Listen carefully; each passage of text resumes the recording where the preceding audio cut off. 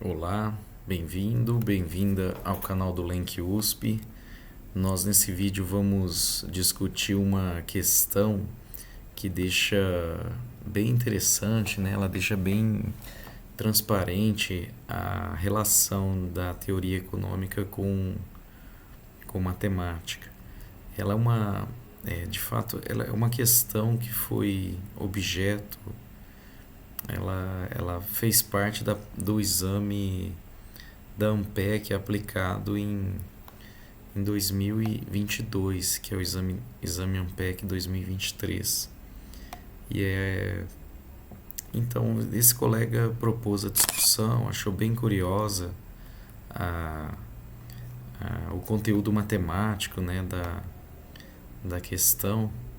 Vocês estão vendo aí o início do enunciado, é a questão 3 desse exame aplicado em 2022. Então foi bem curiosa essa interseção e ela foi levada à discussão, né? E a gente lá dentro do laboratório, a gente fez essa discussão, até participaram da discussão os monitores atuais do laboratório, Natan Machado, a Mirelle Jaime, e eles participaram dessa discussão, né? Eventualmente. Tá legal? Então é isso. Tá aí o enunciado da questão. É construído um conjunto X maiúsculo a partir da união de um número infinito de conjuntos, todos eles com um só elemento, né, que pode ser escrito como 1 menos 1 sobre n. Então, cada conjunto desse é unitário e indexado por esse número natural n. E daí é definido essa relação binária sobre o conjunto X. Em microeconomia a gente fala a relação de preferência nesse conjunto X, e essa relação ela é definida, eu vou até anotar aqui para nossa conveniência. Ela é definida assim, de forma que para todo X dentro desse conjunto X maiúsculo, veja que eu vou tentar fazer o X maiúsculo com aquelas duas barrinhas, para todo Y dentro do Y maiúsculo, é dito que X é maior do que Y nessa relação. Em micro a gente diz que X é tão bom quanto Y, em teoria microeconômica. C e somente C, o módulo de X menos meio é maior ou igual, aqui o maior ou igual no sentido de números reais, né? É maior ou igual que o módulo de Y menos meio. Então essa forma lógica que a gente está colocando aqui, né? A gente lá no Lenk gosta de trabalhar com forma lógica, acha bastante útil essa forma de ver definições, conceitos. Então eu estou propondo a gente olhar para essa definição nesse formato. E aí, então, essa forma lógica está definindo essa relação binária que eu estou destacando aqui para vocês. O que é dito, o que é pedido para ser julgado, se verdadeiro ou falso, é essa sentença: a relação binária é contínua. Então é isso que é para a gente decidir, né? Verdadeiro ou falso. Eu vou botar aqui F ou V. É o objeto da nossa discussão, né? Então, excelente. É isso que a gente quer discutir. Se essa relação binária é verdadeira ou falsa. Bom, para a gente julgar esse item, né, se ele é ou não verdadeiro, a gente tem que, obviamente, saber a definição de uma relação de preferência, uma relação binária ser contínua, né? Então, eu vou anotar aqui, a relação binária é contínua. Tem mais de uma forma, tá, de definir, ou você define de uma forma e caracteriza de outra. Eu vou usar nesse vídeo uma definição que eu vou escrever agora, que ela diz que uma relação de preferência, relação binária contínua, se e somente se o conjunto de contorno superior é definido por ela, né, em cada ponto do conjunto, é fechado. Então tem um bocado de coisa no que eu disse, né? Deixa eu escrever a forma lógica, como eu comentei, é a forma que a gente no Lenk prefere trabalhar. Então a gente vai dizer assim, para todo y, para toda alternativa y, esse conjunto aqui, ó, conjunto x, tal que o x é tão bom quanto o y, esse conjunto aqui é o conjunto de contorno superior definido por essa relação binária relativo a esse ponto y, né? E a gente quer que esse conjunto seja fechado. Quer no sentido da definição da relação, né? A relação é contínua, se e somente se para todo y,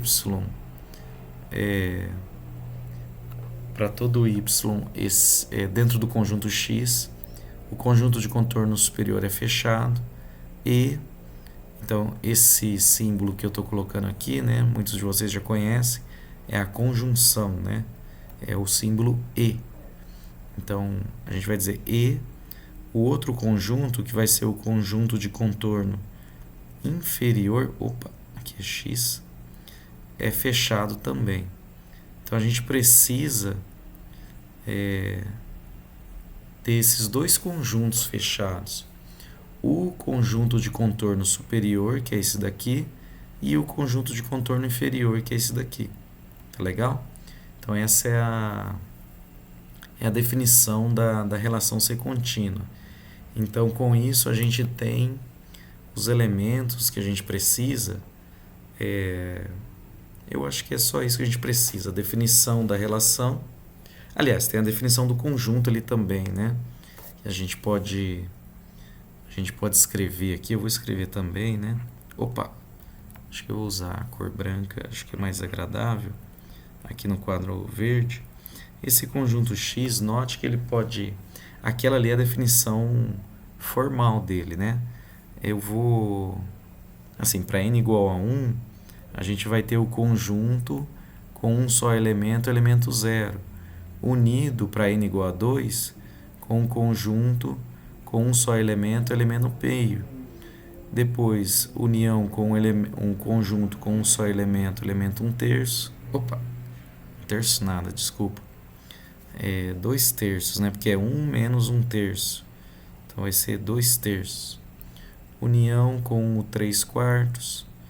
União com 4/5. E assim por diante, né? Essa união ela é infinita, né? Ela nunca termina, essa união. E aí o termo geral, vamos dizer assim, às vezes a gente aprende com esse nome, né?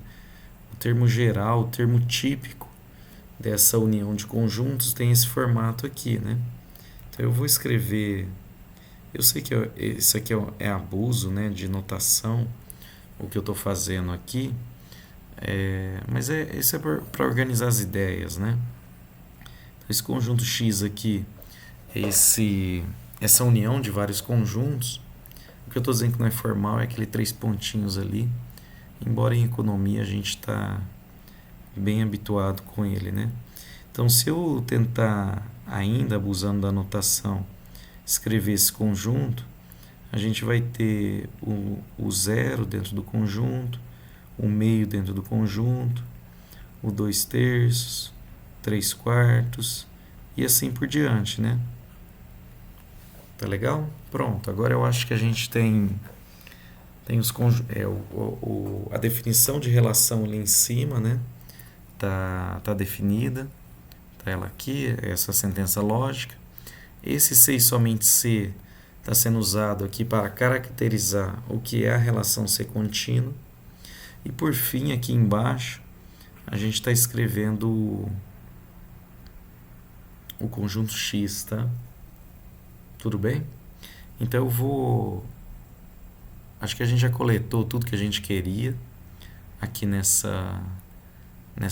nosso quadro, né? Nessa forma lógica. Vou deixar aqui em amarelo que a gente quer responder se a parte azul é ou não verdadeira. E eu vou tomar a liberdade então de ganhar um pouco de espaço aqui no quadro, apagando o enunciado, porque a gente já coletou o que a gente queria, né? A gente precisava dessas definições e qual vai ser a discussão que a gente vai fazer, tá bom? Para ganhar espaço no quadro também, eu vou esconder minha imagem aqui, daqui a pouco eu volto para a gente falar de novo, tá? Então vamos lá. Bom, eu vou contar para vocês, né, sem muito mistério, essa questão, ela é de fato falsa, né? Essa relação binária, ela não é contínua. Então a gente vai tentar estabelecer esse resultado. Eu vou escrever aqui como se a gente estivesse realizando uma demonstração, tá? Escrever assim, prova, mas de fato vai ser assim, uma discussão sobre o que é a prova relativamente formal, né? Uma discussão relativamente formal, mas vai dar a ideia do que é a demonstração dessa relação binária não ser contínua. Então tá legal. Então, já que a gente quer ela ser verdadeira ou falsa, você consegue ir lá no site do exame da ANPEC e ter acesso ao gabarito, você vai ver que lá é dito ser falsa essa afirmação, né? A relação é falsa. Tá legal. Então,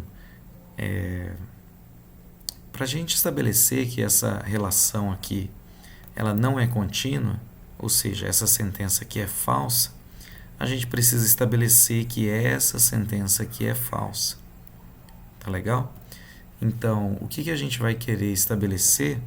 Eu vou anotar aqui, ó. Quer-se estabelecer que essa sentença aqui, ó, eu vou aproveitar aqui essa ferramenta aqui, é uma tecnologia bem interessante. Eu vou copiar o que significa a relação ser contínua e eu vou negar. Isso aqui é o símbolo de negação, né?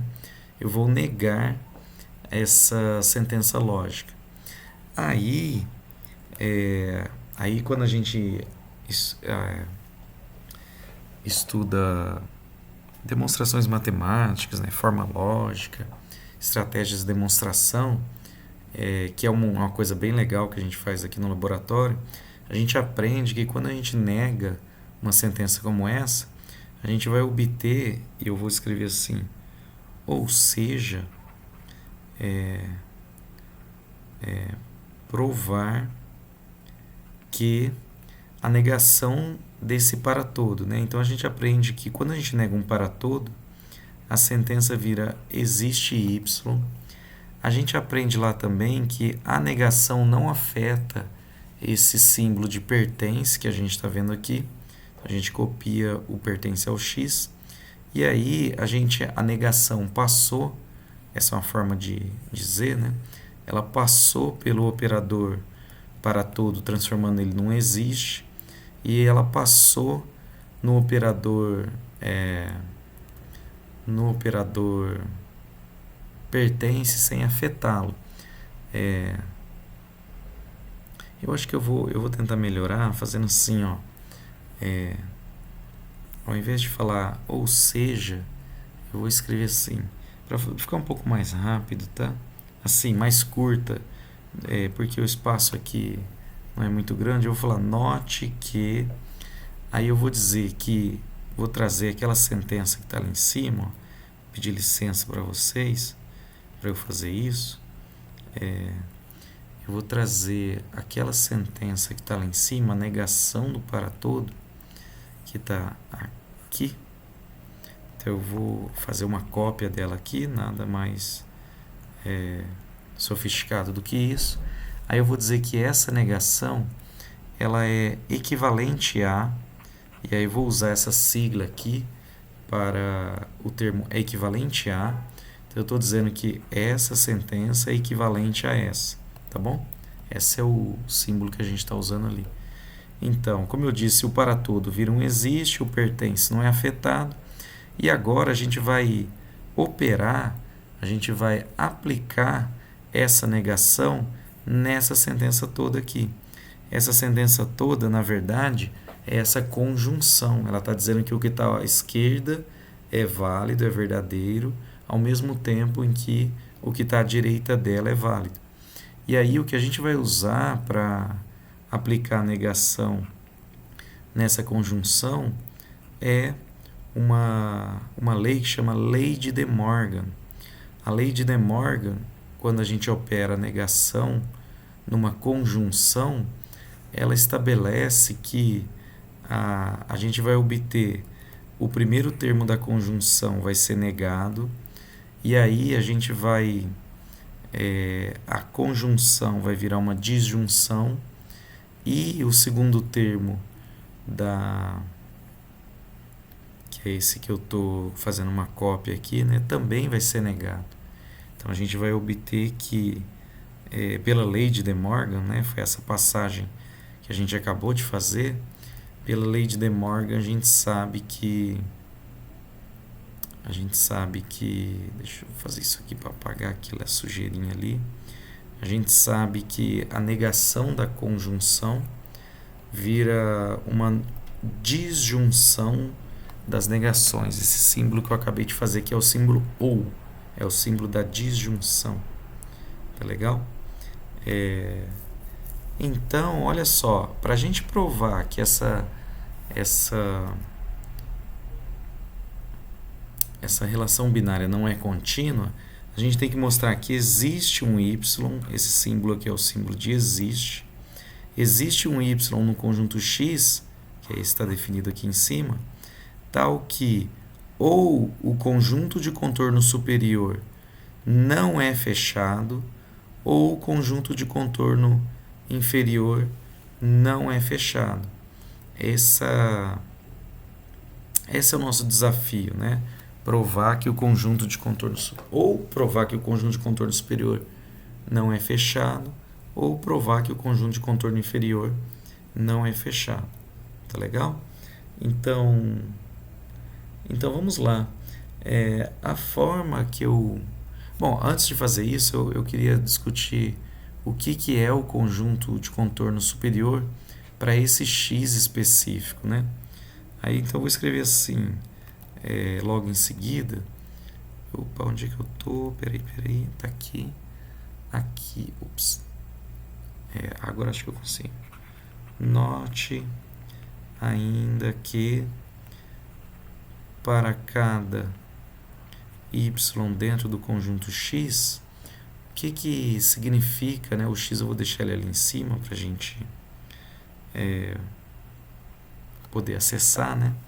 A gente quer, para um dado y, a gente quer, sei lá, o y igual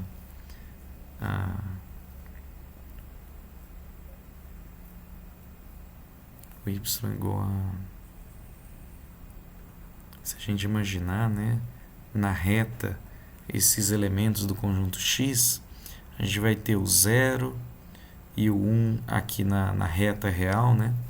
E aí a gente vai ter como elemento desse conjunto o ponto 0 vai ser elemento desse conjunto, o ponto meio vai ser elemento desse conjunto, o ponto, sei lá, o 2/3 deve estar por aqui, né? Vai ser elemento desse conjunto. E depois aqui mais para frente a gente vai ter o 3/4, depois a gente vai ter o 4/5 e assim por diante, né? Notando que o 1 nunca vai estar, nunca. O 1 não faz parte desse conjunto, né?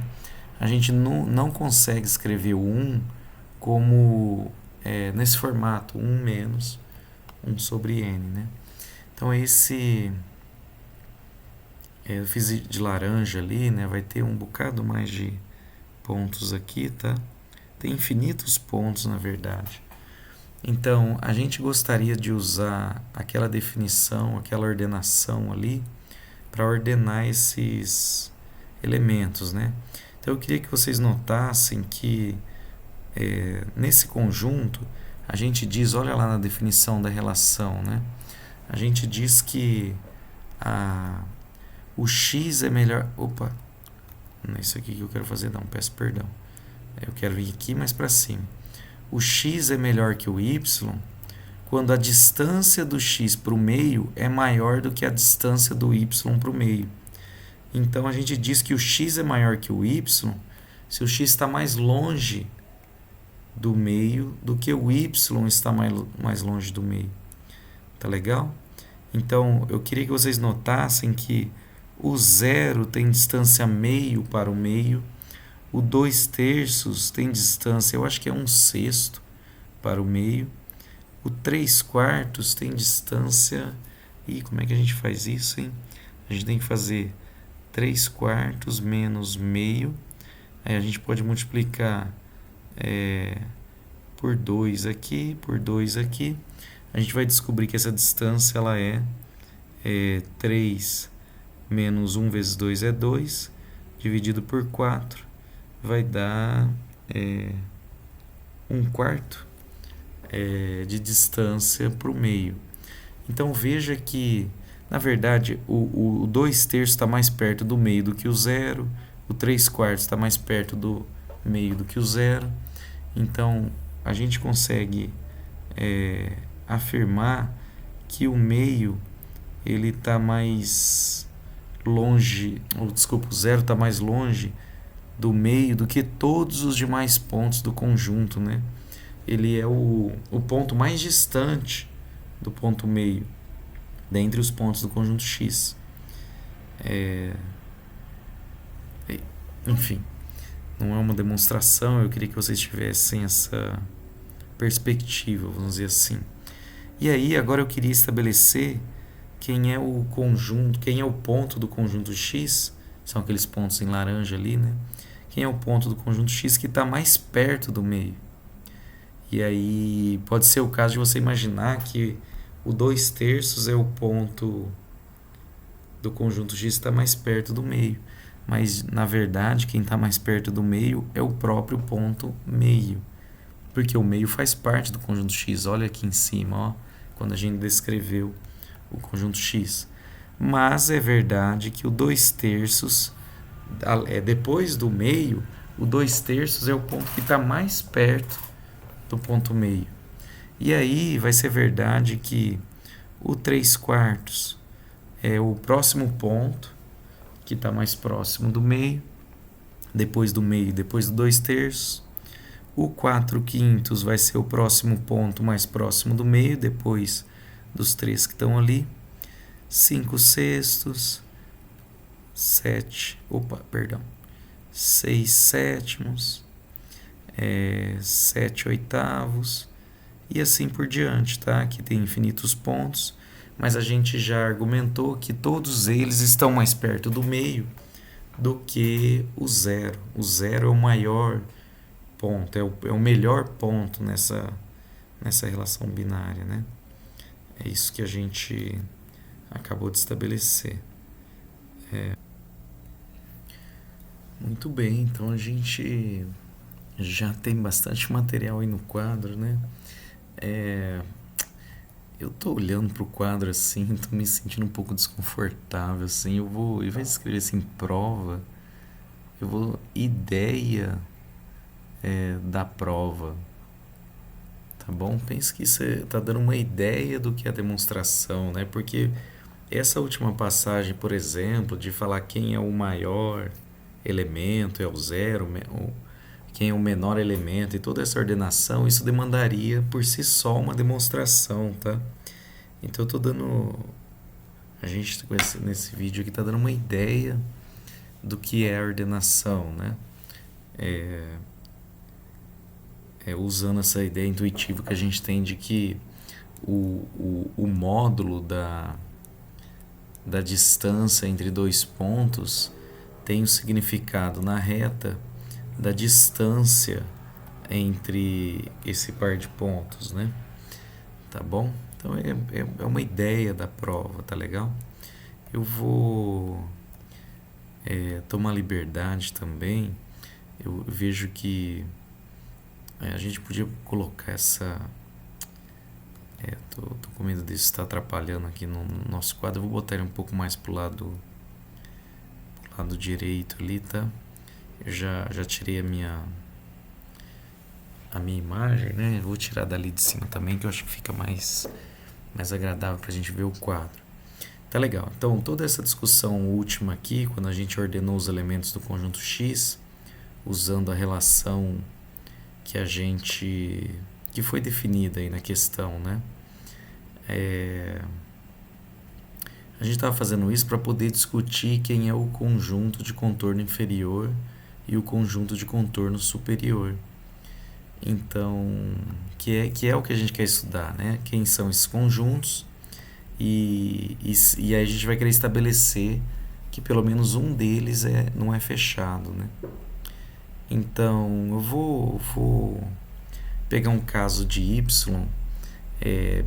bem simples, né? Para a gente ter uma visão melhor.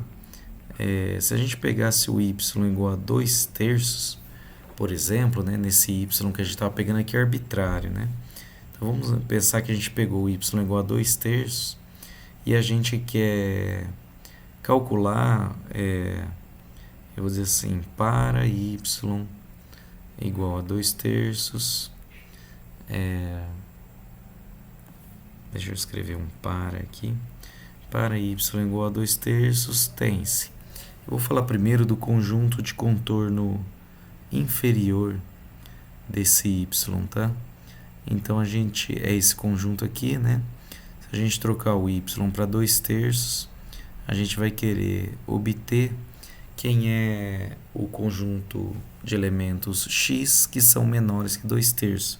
E na ordenação que a gente fez ali em cima, a gente sabe que dentro desse conjunto a gente tem um meio. O meio é menor do que o 2/3 nessa relação. E na verdade ele é menor do que todo mundo, né? E o 2/3 também é menor do que 2/3. Lembra que o elemento é menor quando ele tem distância para o meio um menor do que o outro, né? Então a gente diz que o 2/3 é maior que 2/3 ou 2/3 menor que 2/3, né? Depende de como você quer ler. Isso aqui a gente sabe é equivalente, C e somente C, a distância do 2/3 para o meio é maior ou igual que a distância do 2/3 para o meio. E essa sentença última é verdadeira, né? Porque tanto o lado direito vai dar 0, quanto o lado direito, o esquerdo e o direito vão dar 0, né? E a gente sabe que é verdade, o 0 é maior ou igual ao 0, né? Então, tá legal. Então, isso podia gerar uma dúvida, a gente fez com calma ali. Então, veja que esse conjunto é um conjunto que tem 2 elementos e esse conjunto aqui tem 2 elementos, é um conjunto finito, né? E a gente sabe que, eu acho que isso é verdade, todo conjunto finito é um conjunto fechado. Nesse caso aqui é relativamente... não é tão difícil de ver, não. Olha só, a gente tem que lembrar, né? A gente diz que um conjunto F é fechado se, por definição, né, ou C somente C, o complemento do F, que pode ser escrito também, às vezes é escrito assim como FC, que conjunto é esse? É o conjunto do X pertencente a R, tal que o X não pertence ao Fzão. Esse é o conjunto, o complemento do F, né? Eu acho que está ficando um pouco poluído aqui. Eu vou deixar esse cara aqui para baixo, depois separado, para não ficar muito pesado aqui. A gente fala assim: o F é fechado se o complemento de F é aberto. Tá bom? Isso vai ser útil para nós. Eu vou deixar aqui a definição do que é o complemento do f. Então, eu vou escrever aqui na frente, essa sentença é verdadeira, vírgula, em que FC é esse conjunto, é o conjunto dos elementos, dos números reais que não estão em f. Então, se a gente usar para f igual a meio, vírgula, 2/3, a gente gostaria de calcular o complemento do f. Tem-se que o complemento do f vão ser os elementos, os números reais que não são aqueles dois. Então vai ser assim, ó, vai ser os números de menos infinito até meio, bola aberta, né, parênteses, bola aberta no meio, união com o conjunto 2/3 mais infinito. Tá vendo? Então esse aí é o... Opa, acho que não, hein? Desculpa aí. Eu acho que faltou alguém aqui. Eu vou colocar aqui entre esses dois. Não precisava, né? A ordem tanto faz na união, né? Mas para ficar mais agradável, eu vou colocar assim. Faltou os números reais entre meio e 2/3. Agora sim, a gente tem todos os números reais que não estão nesse conjunto F aqui. São todos esses números aqui, né? E esse conjunto pode ser escrito como a união de 3 intervalos abertos. Aí a gente tem que lembrar que todo intervalo aberto é aberto. Então, isso que a gente acabou de escrever aqui é uma união de abertos, uma união de conjuntos abertos. Tá legal? E a gente tem que lembrar que quando a gente faz a união de conjuntos abertos, a gente obtém um conjunto aberto, que é aberto. Tá legal? Então tem que lembrar desse resultado também lá de economia matemática, que quando você faz a união de dois intervalos abertos, você obtém um intervalo aberto. Tá legal? Então pronto, está estabelecido. Esse conjunto CF é um conjunto aberto. E sendo ele um conjunto aberto, esse conjunto F é um conjunto fechado. Então, mas não, lembrando do que a gente queria fazer, né? Às vezes a gente se perde, tem bastante coisa sendo discutida aqui, né? A gente queria provar que o conjunto de contorno inferior não é fechado, e nesse caso aqui, para o y igual a 2/3, a gente estabeleceu que o conjunto de contorno inferior do 2/3, que é esse daqui, né? Que é o nosso f, ele na verdade é fechado. Então, se der certo para o y igual a 2/3, a gente então tem que tentar provar ou estabelecer que o conjunto de contorno superior do 2/3 não é fechado, né?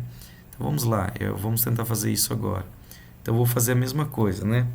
Para y igual a 2/3, vou até me beneficiar aqui do texto que a gente tem aqui em cima, né? Aí a gente ganha alguns segundos aqui. Opa, o que eu estou fazendo aqui? Pera lá. O que eu queria fazer? Acho que era isso aqui.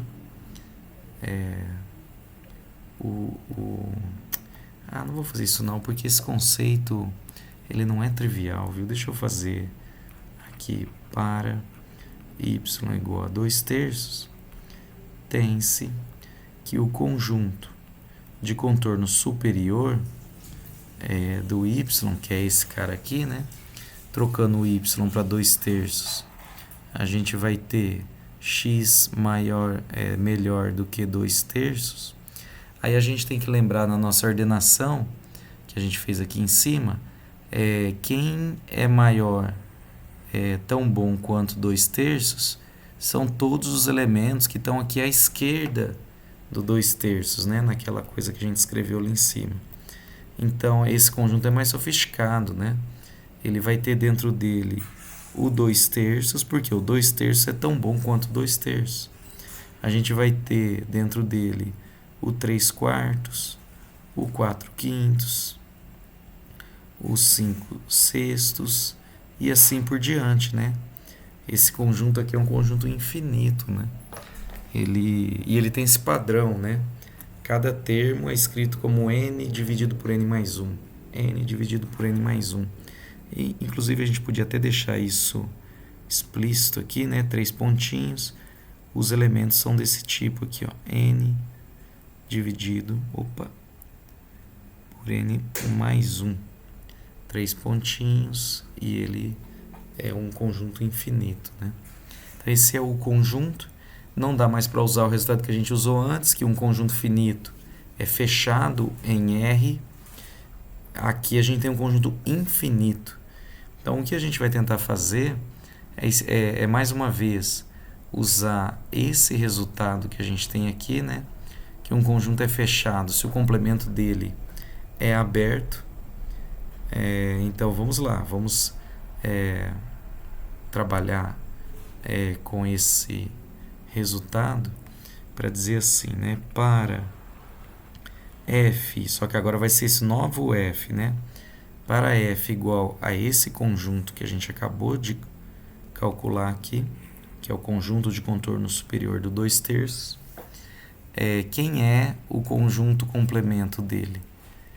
Tem-se que o complemento do f, lembrando, o complemento do f são os elementos reais tais que não pertencem a f. Então, no nosso caso, quem são os reais que não pertencem a esse conjunto? Bom, acho que vocês vão concordar comigo que, eu estou achando que eu vou precisar de mais espaço, então eu vou levar esse conjunto aqui para baixo. Eu vou dizer que o complemento do f não está no f os números reais de menos infinito até 2/3. Acho que vocês vão concordar comigo. Não estão nesse conjunto f os números reais de 2/3 a 3/4. Também não vai estar os elementos reais entre 3/4 e 5/6. Sempre parênteses, né? Não estou incluindo quem está na borda, né? Então, vocês estão vendo que tem um padrão, né? União com, vai ser assim, né? n menos 1 dividido por n, vírgula, n dividido por n mais 1. É esse o formato de cada intervalo dessa união, tá bom? E na verdade, Não, na verdade é que a união vai terminar, né?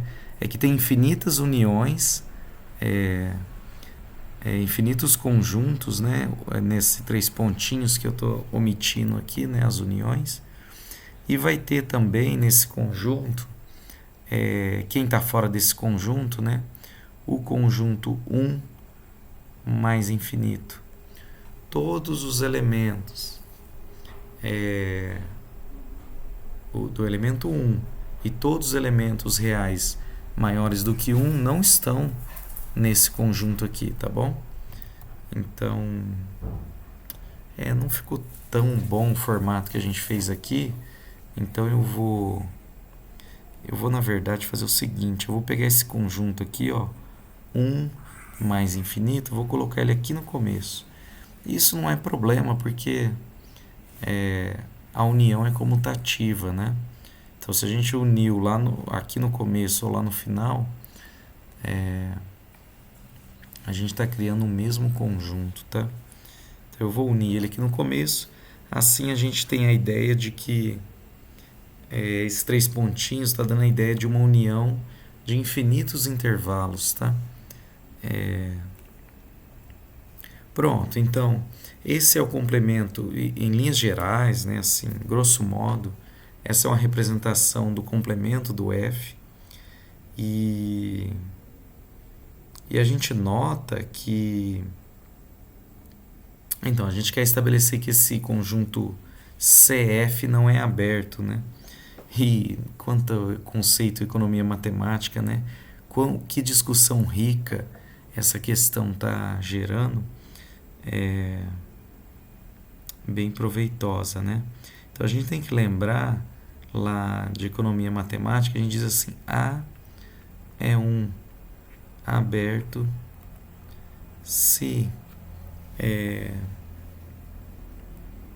para todo x elemento do A, a gente consegue escrever uma bola, né? Existe um raio epsilon positivo, tal que a bola aberta de raio epsilon centro em x é subconjunto do Azão. Olha só, mais um conceito de economia matemática que a gente está conseguindo discutir aqui nesse material, né?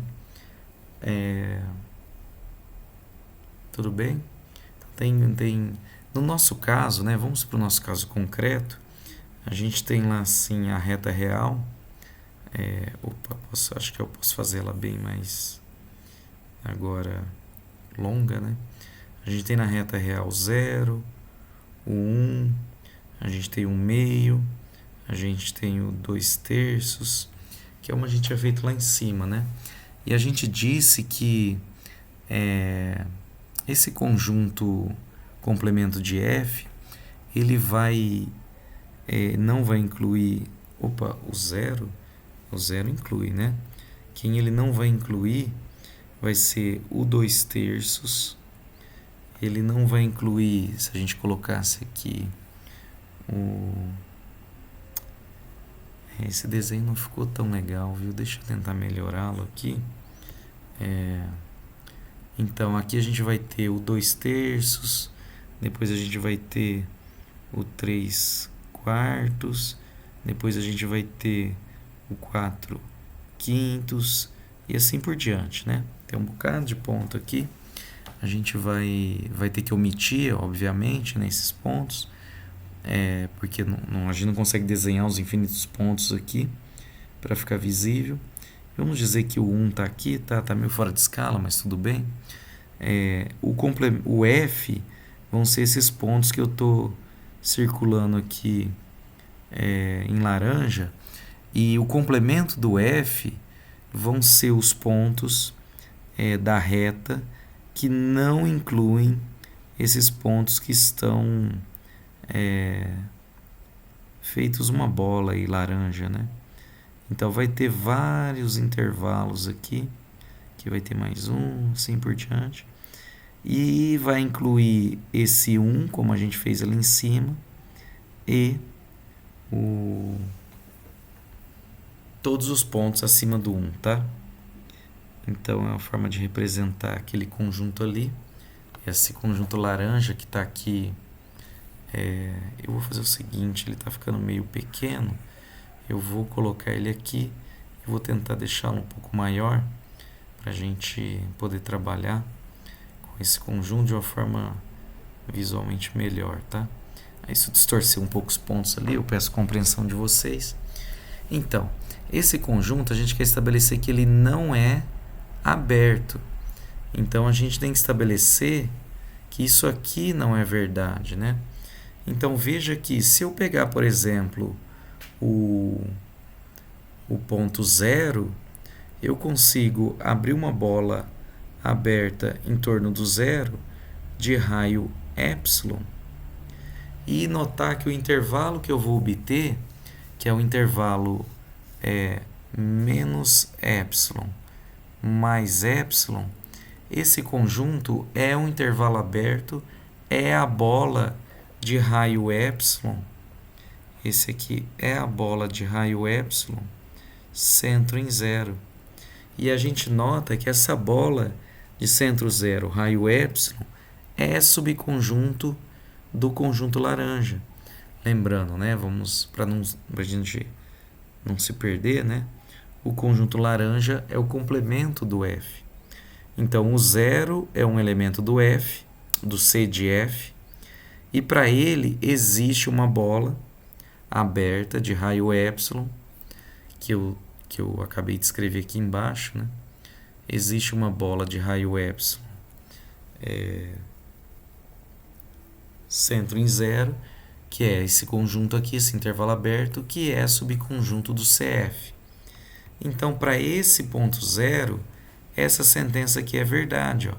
Existe um epsilon tal que a bola de centro x, no nosso caso x igual a zero, raio epsilon, é subconjunto do nosso conjunto A. Aqui a gente está usando o conjunto A sendo o conjunto CF. Tá legal?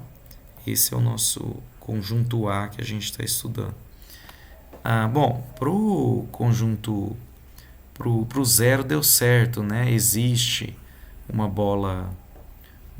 Mas repare, nós precisaríamos estabelecer, para dizer que esse conjunto é aberto, que todo ponto do conjunto, para todo ponto do conjunto, existe essa bola.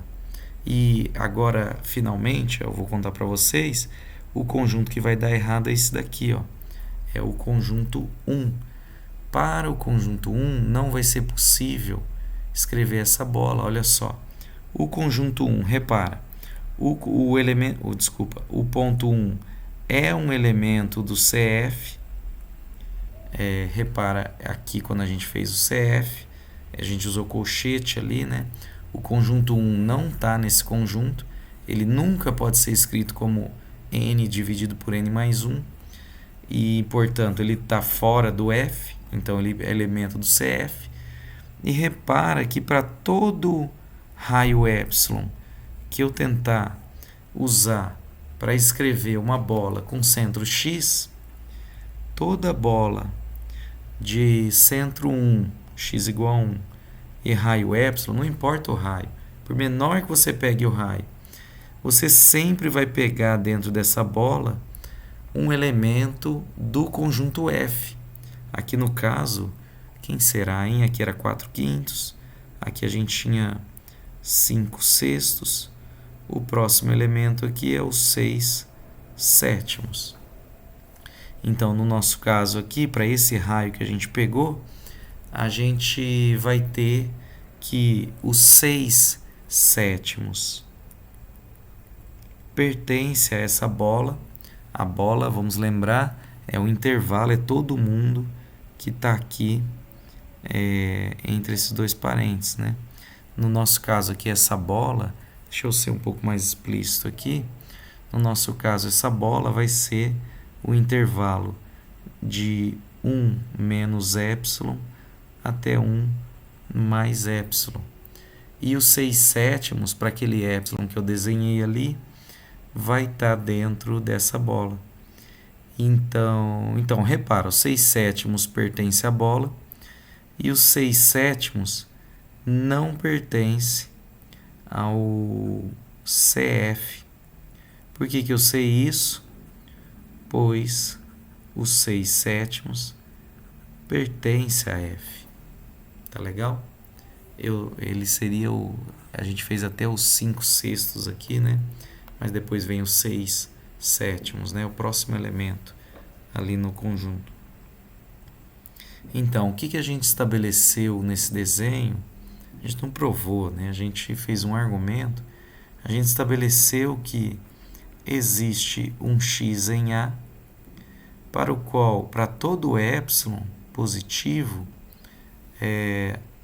a bola de centro x, raio epsilon, não é subconjunto. Opa, o nosso azão foi CF. Tá bom? Então foi isso que a gente estabeleceu ou quis convencê-lo com aquele desenho ali.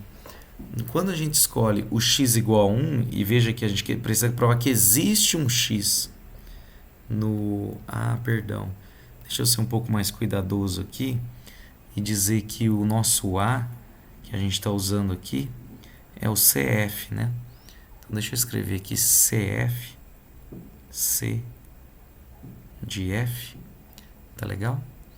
E aí a gente... Então, o que a gente queria estabelecer é que existe um ponto X no complemento de F, tal que para todo epsilon positivo, a bola de centro X, raio epsilon, não é subconjunto do CF. Bem complicado, tá?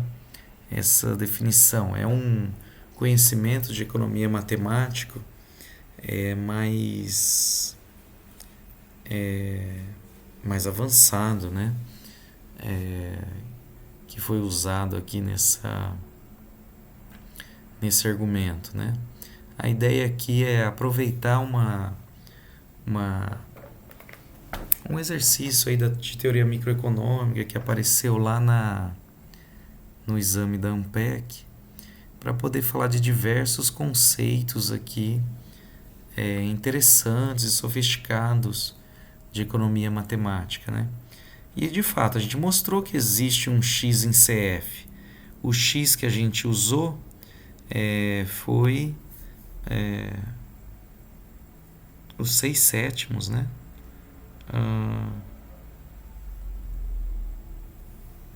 Será que é isso mesmo que a gente fez, hein? Deixa eu ver, eu queria mostrar que existia um x no CF.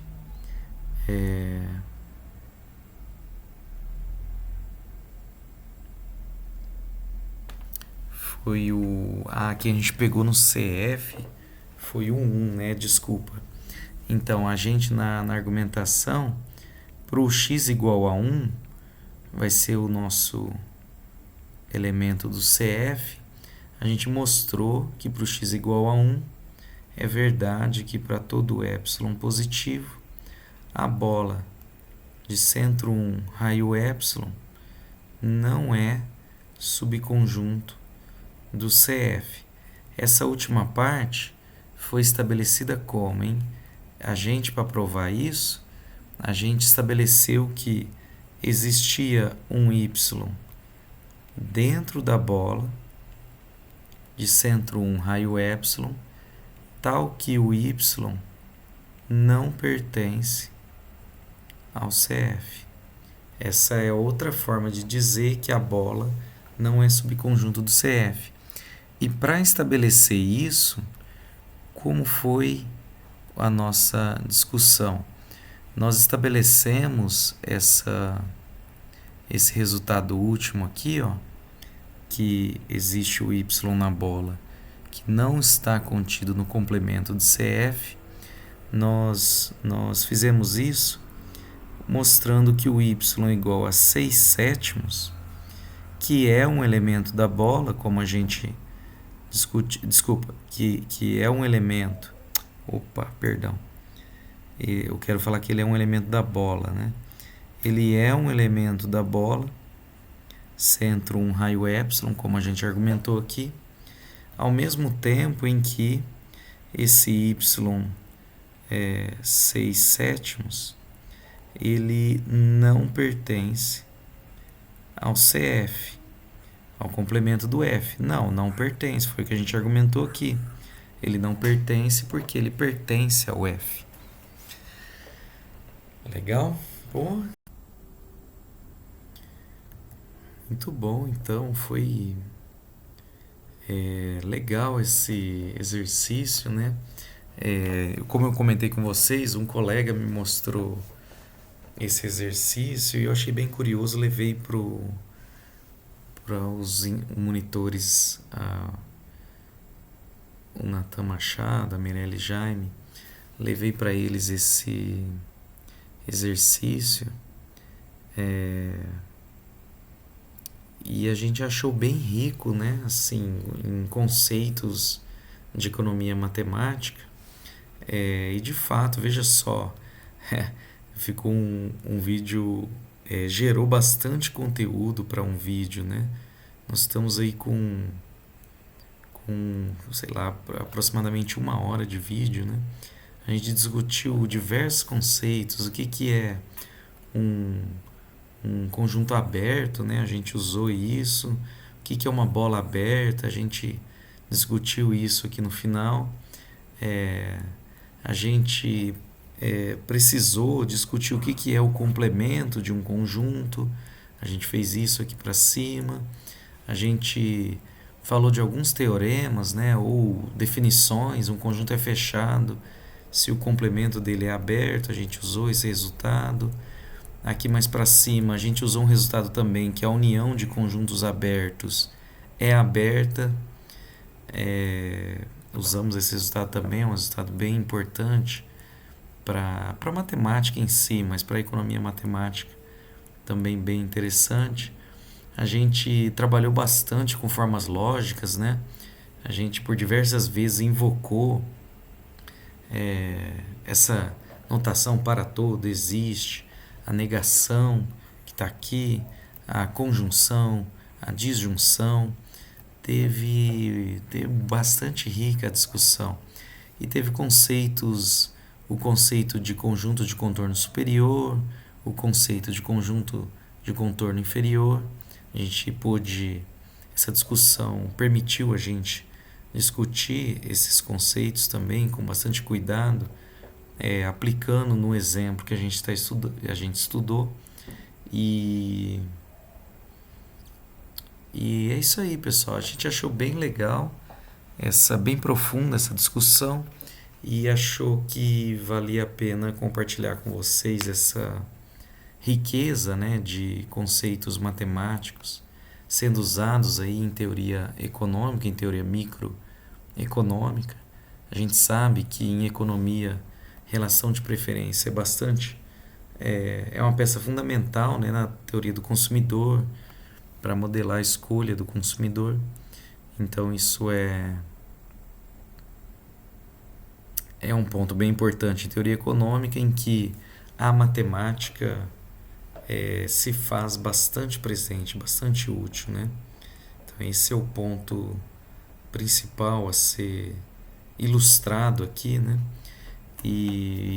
Eu acabo de dizer, né, que de maneira alguma a gente está dizendo que, falando do exame lá da Ampec, de maneira alguma a gente está defendendo que todo esse material precisaria ser